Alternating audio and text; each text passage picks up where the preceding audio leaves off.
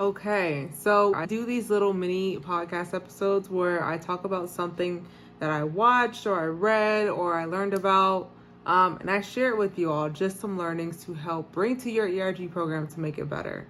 So for today's episode, first I want to start off with this clip, and then we're going to get started with the context. So this is a runner's baton, and you saw a picture of me tanning this baton, one like it, to my son Andrew. So here's the deal: success is all about succession. Please get this. This is a John Maxwell quote. So if you build a successful organization and it dies when you do, it's awful to think that your life's work, died in one generation. But if you can think about success being succession, who are you nurturing and grooming that's coming alongside you in this effort? Who can travel with you? Who can be with you? I'm very cognizant of that. So don't miss the baton. We cannot carry this thing forever. We're going to have to pass this on. So here's how to pass this baton. It's not the 4 fastest runners, David, that runs the relay race. Did you know that? I didn't know that. I would think so. It's not the 4 fastest runners that run a relay. It's the team that gets the baton around the track first wins the race. Clap that up. Did y'all catch it? Did you catch it? It's the team that gets the round, and the whole issue is about the art of the exchange. One is that the runners have to be in perfect balance together. The movement of the arms, they have to get all synced up. That means the values and knowledge and principles have got to be synced up, for one generation to the next. Between the two runners. They got to be all synced up. You don't want to be in disjointed succession where there's radical change that's going on. That's very upsetting to the rest of the organization. It doesn't need to be that. We need to be nurturing leaders that are synced up with our value system, our work ethic, our compassion, our values that we have in dealing with other people. Second thing, this is interesting, is that when you hand this baton off, you do not want to drop this baton. So the way that I best let go of this baton is when I feel you pulling this out of my hands. Yes. And so when you as a leader can know that there's somebody ready to take that baton out of your hands, the best transitions, the best leadership transitions are when the next leader is ready to lead, not when the current leader is ready to leave. And that's hard. That's hard. Because founders, so much of their identity for the founder generation is so wrapped up in that enterprise, it's hard for them to let go of that baton. They want to do it when it's their last breath. But if they do, if they wait that late, this is what they're going to hear. This is a sound effect.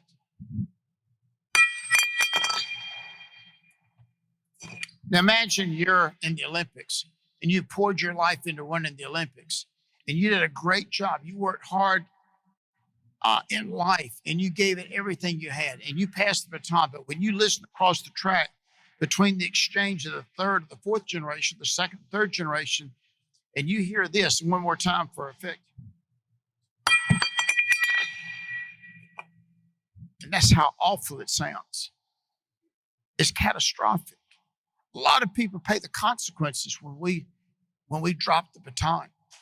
And we see the baton being dropped in business. We see it in athletics. We see it in government. And it's horrific. And a lot of people pay the consequences. But it doesn't have to be that way. Okay, so I know that there was so many bars dropped right there. And I wanted to share the first major point that I pulled out of this. Success is in the succession. Your ERG is successful if it's able to be successfully passed on to the next generation of ERG leaders. Oftentimes, things are not in place to effectively do so. There aren't any role processes in place. There are no success metrics that the next set of ERG leaders can use to measure their success. These things are not in place, therefore your succession plan is not ready to go. And that also means ultimately your ERG is not successful. And every successful thing that you've done up to this point will become null and void when it comes to this next generation of ERG leaders. They won't be able to do what you did, even if you were the greatest ERG, because you don't have it documented on how to execute. I talk about SOPs, standardized operating procedures, all the time, but it's something I really want us in the ERG space to get on board with. And make sure that you join our ERG community on Slack. It's completely free, but here we share best practices, and you can always just ask, like, if you need an example of an SOP, things like that. We are a giving community, happy to share, so make sure that you join. Shameless plug. Point number 2, the art of the exchange. That was such a bar. It's about that passing of the baton, which, when you think about it, there are well-paid people who study and who coach people on how to effectively pass a baton. There is an art to it, and this same thing applies to the ERG leadership succession planning and the exchange from one set of ERG leaders to the next. You want to make sure that it's smooth, and we just talked about the main way on how you can do that by giving them instructions, giving a little bit of overlap time. This way they can ask questions and get more clarity on their role. I also typically say that as the ERG DRI, or the person who's leading the ERG program, it's on you to open up your calendar for them to also feel comfortable coming to you to clarify some of the SOPs, because maybe even though they were clear with the previous set of ERG leaders, as things have changed in your company, or who knows what it could be, but ultimately more clarity might be needed. Lots of things happen here, but this is all part of the art of the exchange. So understand what that means for your company.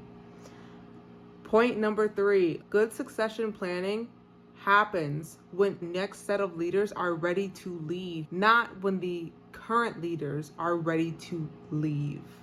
This applies on so many different levels. One, oftentimes right now, we're seeing a lot of the ERG leaders are burnt out in general. So a lot of them are ready to leave. And most of the time, I'm seeing a lot of ERGs go and just replace them with new ERG leaders and think that that's them restarting their ERG program, not fixing any of the foundational things. Can you imagine that that would bring about a good exchange? You're literally just starting the problem over, and all the same issues that you've been experiencing are going to come about again. I love this bar right here. It happens when the next set of leaders are ready to lead. He talks about that tugging that you feel on the baton. If they have all the instructions that they need to effectively do their role, if they've had their questions answered, they are going to be ready to start going. That's how you know when you can let go. That's when the previous set of ERG leaders can let go. When there's that pulling and tugging feeling of, okay, I'm ready to get going now.